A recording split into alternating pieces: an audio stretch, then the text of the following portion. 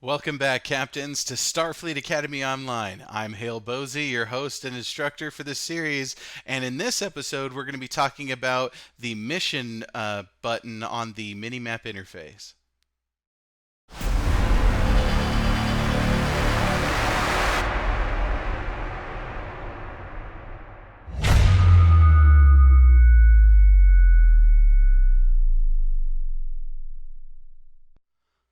All right, so in getting started with the minimap mission button, go ahead and click that. You'll find it on the left-hand side at the very bottom here. When you open that up, you're going to notice a few different things. And first off, what you're going to want to know about this is it's something that you're going to utilize a lot in the very beginning of the game. And part of the reason for that is because episodes and story missions are going to be, especially in the very beginning, your primary way of advancing and progressing in the game. It's one of the fastest ways to level up and hit max level.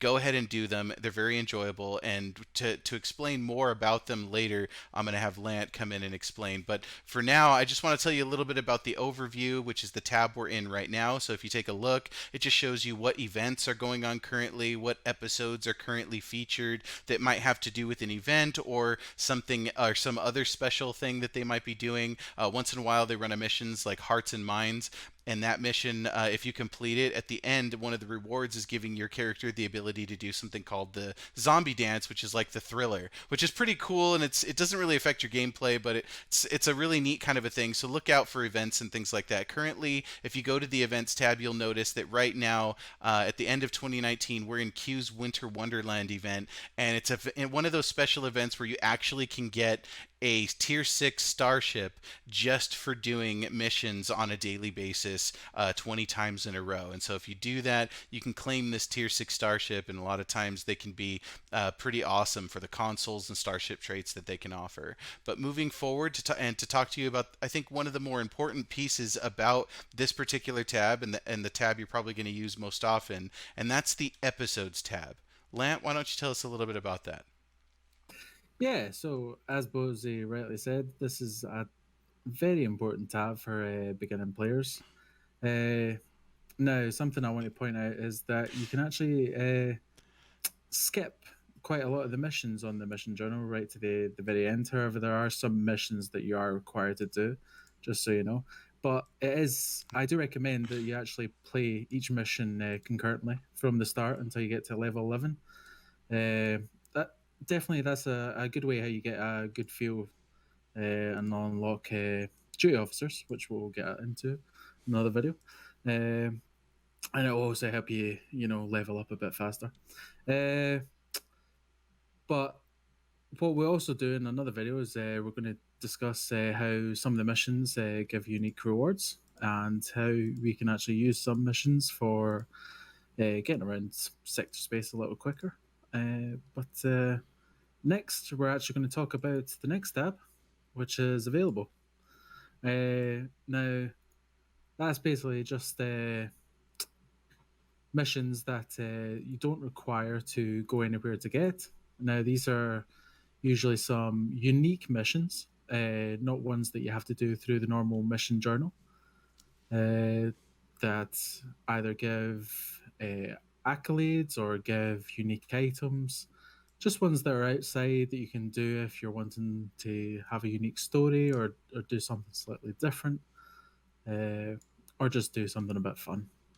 And we'll pass it back to Bose. So, in conjunction with that, you're going to be using the in progress tab also, especially when you're doing missions, because when you get your next missions, a lot of times you're going to lose them in this. If you look at the left hand side of my interface, is where all my missions are listed at, and the one that you make primary by pressing this button down here at the bottom, you select a mission, you make it primary, and boom, it shows up right there at the top of your list. That's going to be an easy way for you to navigate and help you find the particular mission that you're on, so that you don't lose your place and you can continue to move forward. But this is just showing you what missions are already in progress, and so that you can find them if they're not showing up on that list there. So it's a great tool in case you get lost, and also in Teams you can also view the missions that you've shared if you're on a mission together. So that's also pretty cool. Um, The accolades and logs are pretty standard. They're not really going to affect your gameplay much. Logs just give you an idea of what you've done last, and accolades are just a way for the game to kind of show you how experienced you are and how far you've progressed in the game, and by how many things you've done and how many little things you have achieved. So it's a pretty neat little thing, but it really doesn't do much but give you a couple of titles and just fluffy kind of stuff in game. So it's not something you're probably going to pay a lot of attention to, but that pretty much covers the missions tab. And thank you for tuning in for this video. We hope this is helpful for you. If you like the content that we're providing for you, make sure to hit that like button and give us a hail Bohse. And then if also subscribe to the channel so that we can continue to keep you up to date with the latest content in Star Trek Online. Remember, boldly go. Legends never die when the world is calling you.